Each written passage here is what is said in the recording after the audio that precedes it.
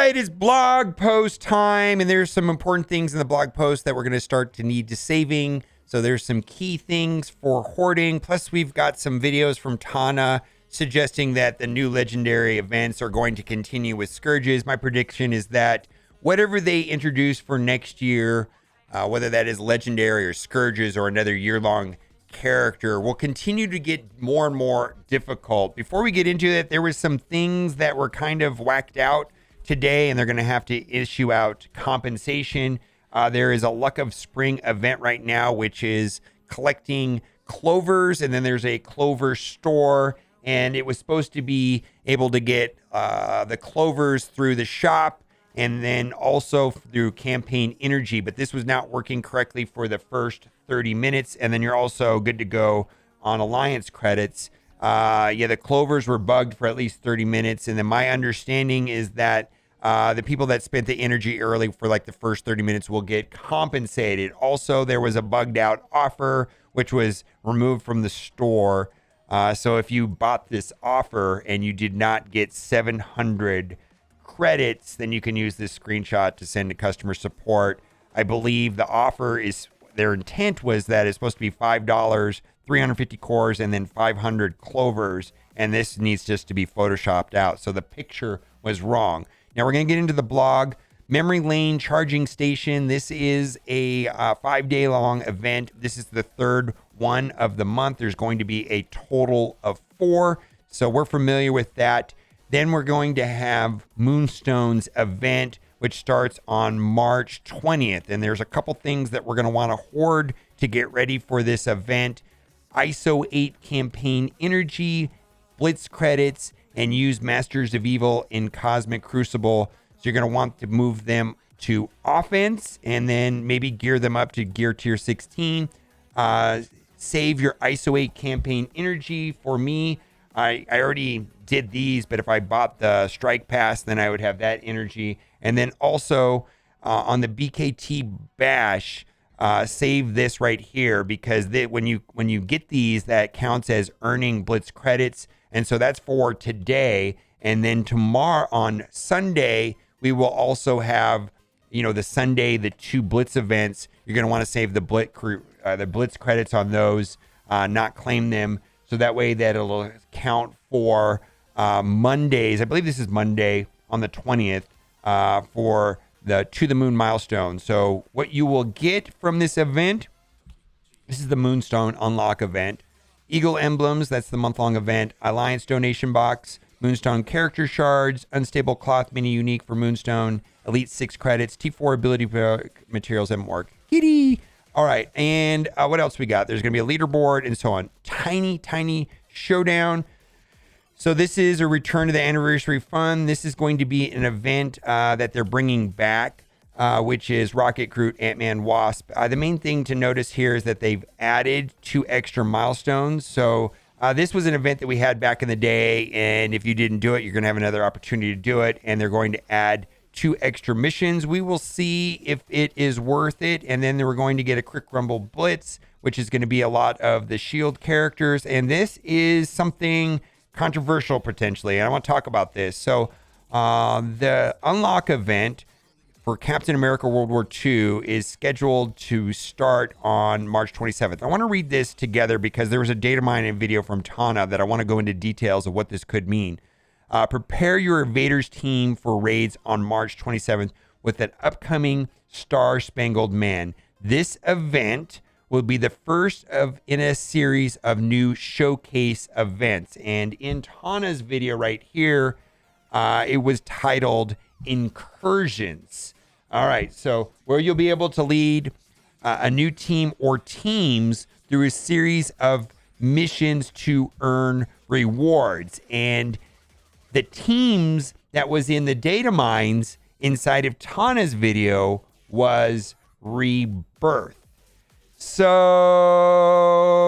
maybe maybe they're going to have like 3 tiers of difficulties, and then the last difficulty you can only access with your Rebirth team. I know this was a question that came up a lot when Rebirth. Why do I need Rebirth? Do I need to do Rebirth now? My web warriors are fine. And I remember saying out loud, oh no, they'll make sure that you need them for something. We don't have all the details. It's just data mined, but the data mine suggests that this showcase event or incursion has something to do with the Rebirth team. And I think we just need to wait and see, but I suspect there's going to be parts of the event locked behind the Rebirth team. We'll see. The next showcase event after the Star Spangled Man will feature Union Jack. We will have more information on this new style of event in an upcoming blog that will be published soon. Union Jack availability. So they're going to have offers. And this was kind of interesting right here. It says, don't forget when you purchase one of these offers, you unlock a chain of special limited time deals and gold training modules and more with amazing value. And those are the offers that I typically show in offer review, like the $30 US offer for gold, which has 3.25 million gold and 24 gold orbs, something like that. But anyways, that's the normal thing if you buy it. So, but no matter how you end up recruiting Union Jack, keep your eyes on the Elite store on March 22nd because he'll be in the Red Star orbs. So that's probably when the offers are going to come out for Union Jack. And the data mines also suggest that Union Jack is going to be next month-long event character. Gambit Raid. Now, there's some good things about this. I feel like the Gambit Raid was very controversial, and they brought it back and they made some improvements. The first thing is that they changed the traits. Just like last time, each node will have specific trait requirements, specifically temporary traits of diamonds, club, hearts, and spades. You can go in game right now and sort diamonds, clubs, hearts, and spades. And the good thing is that they've changed these characters, and it is much, much, much better than it was before. You can actually build logical teams. There's horsemen and so on. We've updated the characters who possess each trait, and it is favorable. Energy refill and heal resources. So this is just like last time. The way they worded this is a little bit funny funny to me, actually. The Gambit Raid will have its own dedicated resources for energy refills and heals revives. So you can't stockpile resources from other raids to prioritize them for this one. Yeah. Then they got the raid lanes. And I remember this being a really monster lane. So the way this event worked before was that you were assigned a random lane. You had random characters with the trait requirements. And then as you progressed through the nodes, there were random modifiers. And then there was a random team in every node every day. So they made that a little less random because it was super convoluted. So I feel like this is a positive change right here.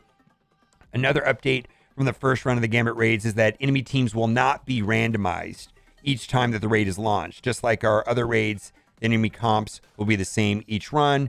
They're still going to have combat modifiers. And from what I'm hearing, this is great.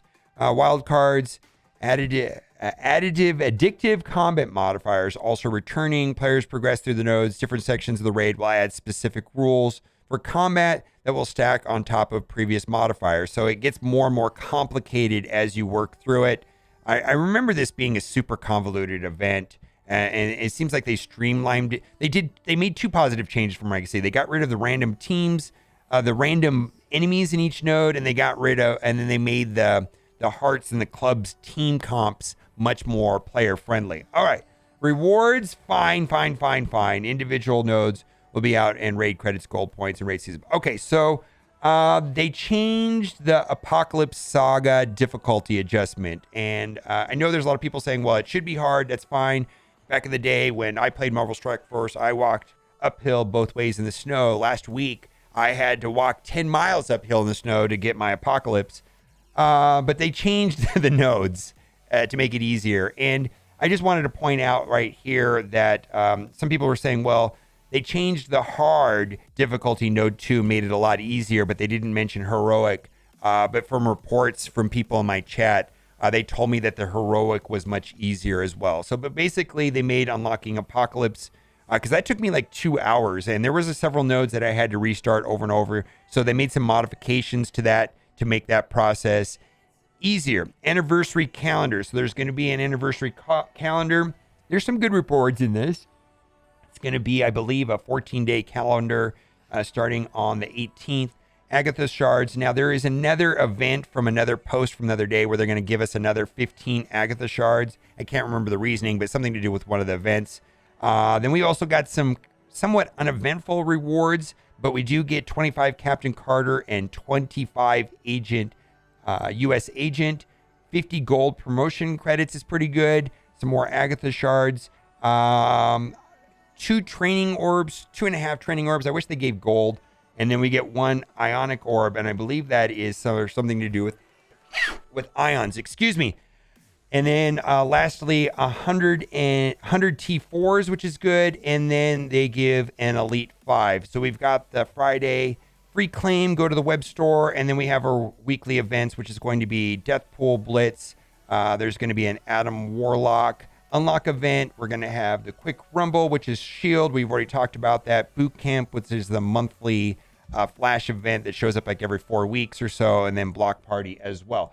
Other things that we want to talk about is that there's an excellent infographic which you can see on Instagram from Benny Westside that basically goes over everything we just went over and easy to remember. It's a bite-sized blog. I think that's fantastic. Also, was pointed out to me that Chapter 7 nodes are available to see in-game, and there's going to be new farmable characters due soon. I don't know when that's going to be. That may be this patch or towards the end of this patch, but being able to farm Black Panther 1 mil and Spider-Man Noir would be excellent. Also, Pocket Dimension, I believe in last week's blog, was supposed to start today. In-game, it shows that it's starting tomorrow. And then also, I just wanted to point out that, so this is gear for Apocalypse, and these are the Gear 16 pieces.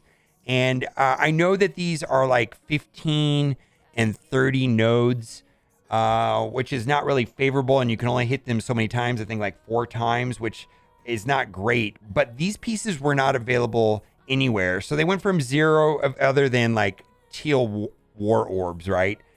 So these went from the raid orbs, rather, teal raid orbs. Just not generally unavailable and not farmable anyway. So I do think this is an improvement, even though they have 15 energy and 30 energy depending on the node. But I was able to get one of these today and none of these, and you can farm them every day. And then lastly, I'm going to put a link to this video in the description. Basically, there's a bunch of icons showing up in game, showing proof that there's going to be more Scourges coming. And so just like I said at the beginning of the video, my best guess for future legendary events or best guess for future, like people are asking me, is Dark Dimension 6 coming back? Are they going to revert back to the old legendary system? And my guess is absolutely not. My experience with Hero Collector games, not only Marvel Strike Force, but Galaxy of Heroes, is that the difficulty and the complicatedness, if that's a word, of how to unlock legendaries. And when I mean legendaries, I mean all of it. I mean, we're talking about the Horsemen and Apocalypse, escalates and gets more and more difficult as time goes on. And it looks like they're going to continue using the Scourges. And I like the Scourges. I actually like the Scourges a little bit better than the old legendary unlock events. I know not everybody feels that way, but I like them. Anyways, let me know what you think in the comment section. And as always, thanks for watching. Give me a bye for now. Complicatedness. Complicatedness. Kitty.